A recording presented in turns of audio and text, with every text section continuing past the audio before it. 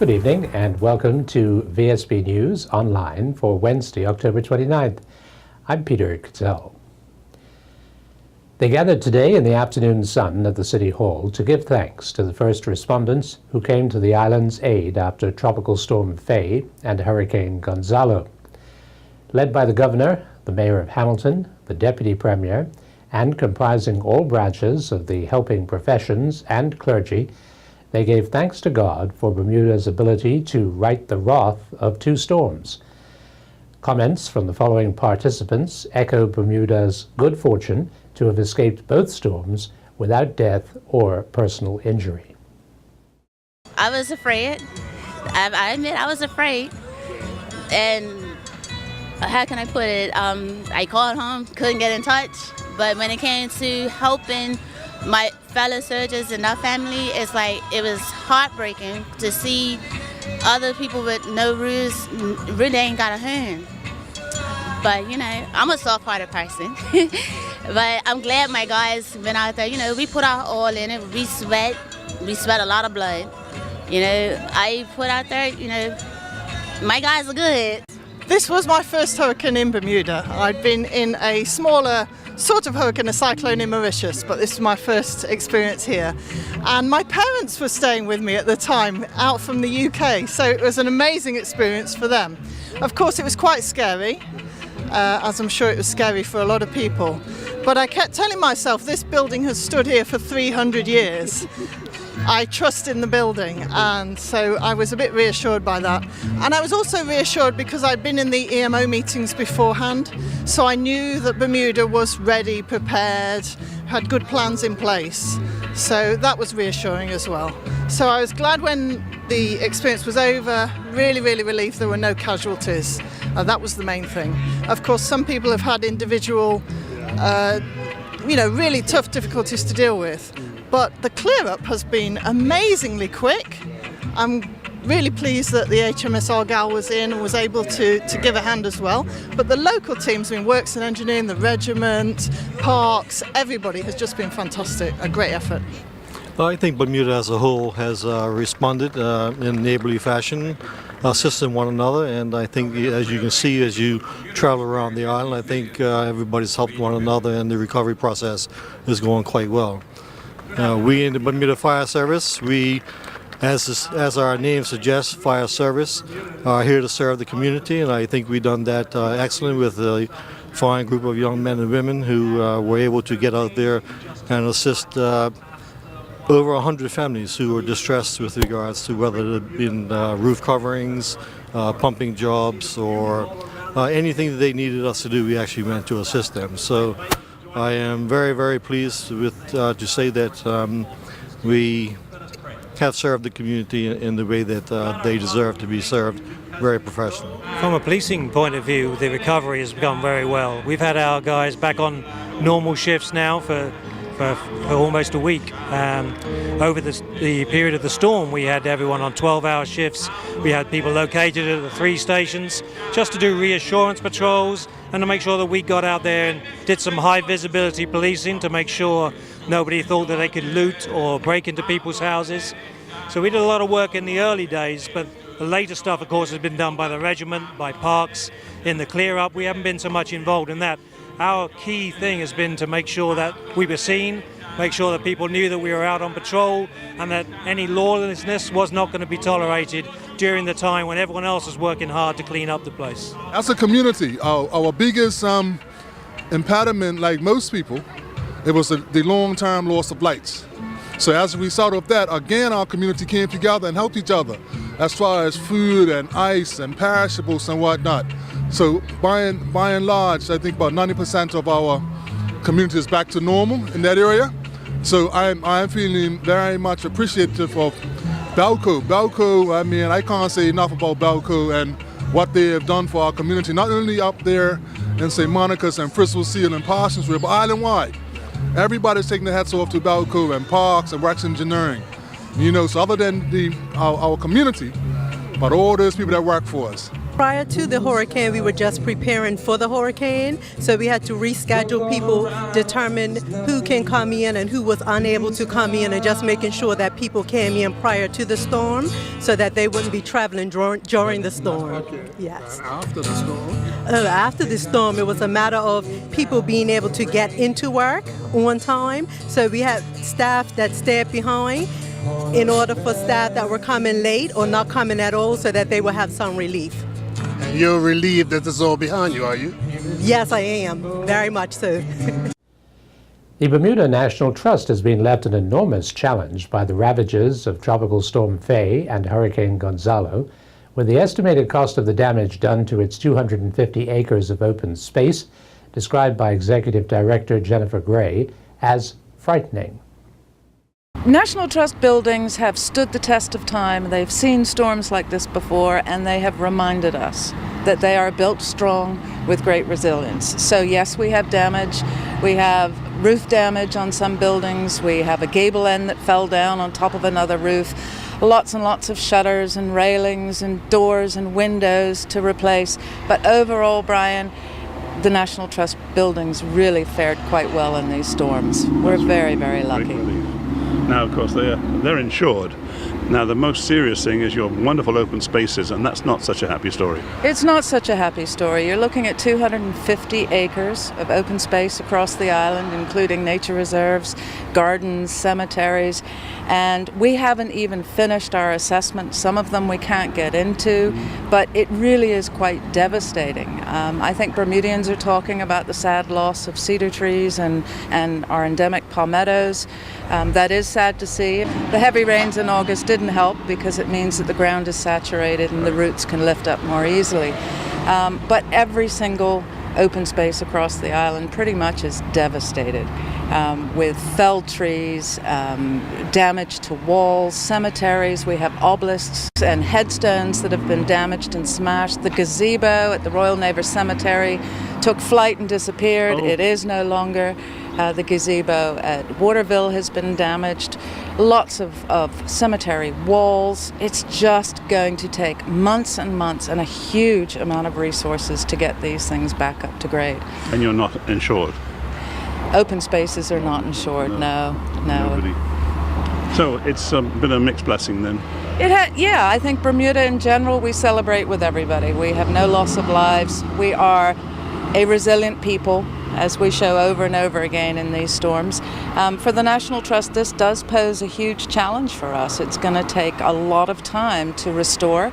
We ask that the community be patient with us. We know we have trees that have come down on other people's properties. The nature reserves, many of them are blocked off. You can't get to the trails anymore. We are going to fix them. We are going to put forward a campaign to get help, get people out of their houses, out of their offices, and into the environment, and have some good, fun social time while we work together to clear this up. But do be patient. It's going to take a long time and a lot of money. A deepening low system is forecast to bring gale-force winds to the Bermuda area on Sunday after another disturbance near the Lesser Antilles was today given a 30% chance of strengthening into a tropical system by the National Hurricane Center. Vsb News asked Michelle Pitcher of the Bermuda Weather Service if this late-season occurrence was anything out of the ordinary. I wouldn't say any more than normal. We do have two low-pressure centers that are combining near the area on Friday. One's from a trough to the south, and one is developing along a cold front that's moving off the U.S. East Coast. Once they combine, we're going to have a low-pressure center that's deepening off to our west-northwest on Saturday, and that's going to bring us occasional showers, but bring strong winds. And then into Sunday, we're not going to see too much more in the way of showers, but winds are going to continue to increase as that low is semi-stationary off to the west-northwest between Bermuda and the U.S. East Coast, and it is deepening rapidly. So we do expect more wind than showers for Sunday. Right now, the National Hurricane Center has a 30% chance of the trough to the south becoming a tropical cyclone within the next 2 days, as well as within the next 5 days. And they suggest if it doesn't become a tropical cyclone within the next couple days, then it is unlikely to become a tropical as it wraps up in the cold front that's moving off the U.S. East Coast. The number of homes now without power after another productive day is about 650, as Belco strives to have everyone back on by the weekend and its forecast of gale force winds. Belco says there are only scattered pockets that remain without power, the hardest hit still being Warwick, and there are still some of the Fay 1500 yet to be put back on. Vsb News' Chris Lodge has more. With the number of customers without power now well below 1,000, Belco says significant progress has been made, but the remaining work is challenging as it involves primarily small pockets of customers and individual customers, and in some cases, significant damage or debris could slow work.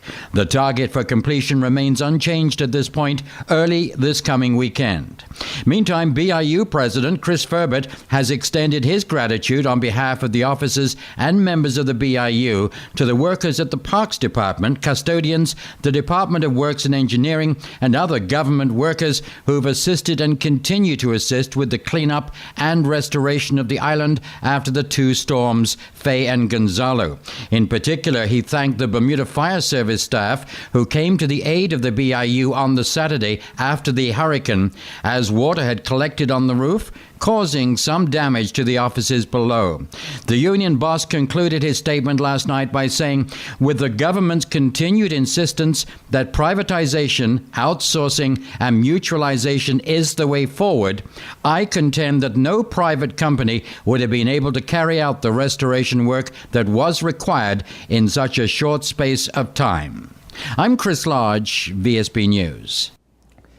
In a gesture of appreciation, Clarion Bank has arranged to give away 100 Bermuda cedar, palmetto, and olive wood saplings to help the island restore its unique landscape following the damage caused by the recent storms.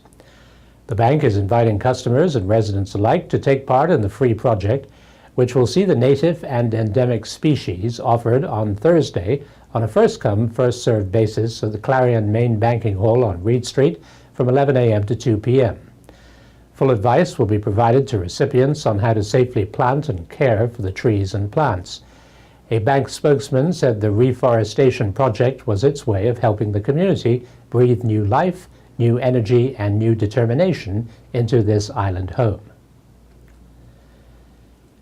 Tanya Woolridge, who has been with the Parliamentary Registry for 8 years, the last 6 as Assistant Parliamentary Registrar, has been appointed the new Parliamentary Registrar effective October the 1st. She succeeds Randy Scott, who took early retirement in October 2013. Governor George Ferguson, who made the appointment after accepting a recommendation from an interview panel, said that he was delighted she had accepted the post, for which she was highly qualified. In sports, Bermuda go down in Malaysia in their final game. A Bermuda bowler is suspected bowling action claim, and the Bermuda Football Association's FA Challenge Cup draw is held. Earl Baisden has more in our latest sports report. Bermuda have gone down by 7 wickets in their final match of the ICC World Cricket League Division 3 tournament in Malaysia and have been relegated to Division 4 with a record of 1 win and 4 losses. Bermuda won the toss and elected to bat, and they were bowled all out for 140.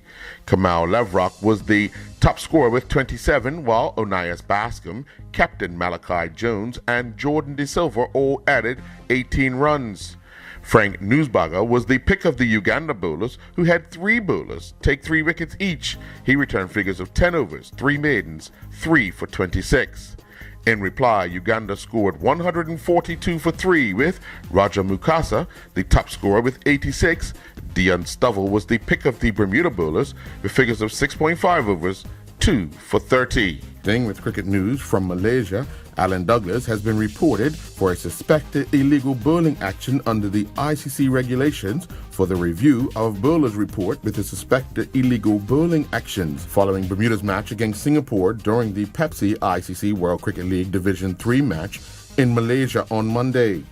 The match officials' report, which was handed over to Bermuda team manager Lionel Tannock on Tuesday, cited concerns regarding the majority of Douglas's deliveries and concluded that the bowler's action needs to be tested. Douglas is required to submit to a home board analysis of his bowling action, and his home board must provide the ICC with a written report of the outcome of the analysis within 21 days. Throughout the period of the assessment, Douglas is permitted to continue bowling in international cricket. During this period, should further reports be made against Douglas, the reports will have no consequences. The Bermuda Football Association held the FA Challenge Cup first round draw with 9 First Division teams and 2 Corona League teams included in the draw. All First Division teams, with the exception of Island Rangers, entered the draw, with the defending Corona League champions Tough Dogs and Corona League newcomers BNV United putting their names in the hat. Bermuda Football Association's Competitions Committee Chairman Stephen Coddington announced the draw. We have Boulevard Community Club versus Crossroads Warriors Football Club at Police Field. BAA versus Butterfield United, Butterfield and Vallis United, my apologies, at BAA. Wolves Sports Club to be pitted against Paget Football Club at the Devonshire Rack. Devonshire Colts versus Somerset Bridge Recreation Club, also at Police Field. St. David's Cricket Club receives a bye, and Young Men's Social Club to be pitted against Tough Dogs at the Bernards Park. The Bermuda Olympic Association officially announced the names of the athletes who will represent Bermuda at the upcoming CAC Games, which will be held in Veracruz, Mexico from November 14th through to the 30th.